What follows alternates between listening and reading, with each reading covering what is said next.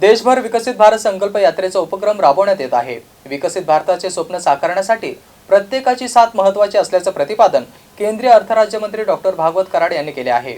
छत्रपती संभाजीनगर शहरातील बजाजनगर येथे विकसित भारत संकल्प यात्रा रथ पोहोचला। तेथे डॉक्टर भागवत कराड, जिल्हा परिषदेचे उपमुख्य कार्यकारी अधिकारी डॉक्टर ओम प्रकाश रामावत, बापू घडामोडे, गणेश हाके, महेश माळवतकर, सरपंच काळे, श्रीमती ज्योती गायकवाड आदींची उपस्थिती होती। या यात्रेदरम्यान प्रधानमंत्री नरेंद्र मोदी यांनी देशभरातील विविध राज्यातील लाभार्थ्यांशी साधलेला दूरदृश्य प्रणालीवरील संवादाचे थेट प्रसारण उपस्थितांना प्रत्यक्ष अनुभवता आले।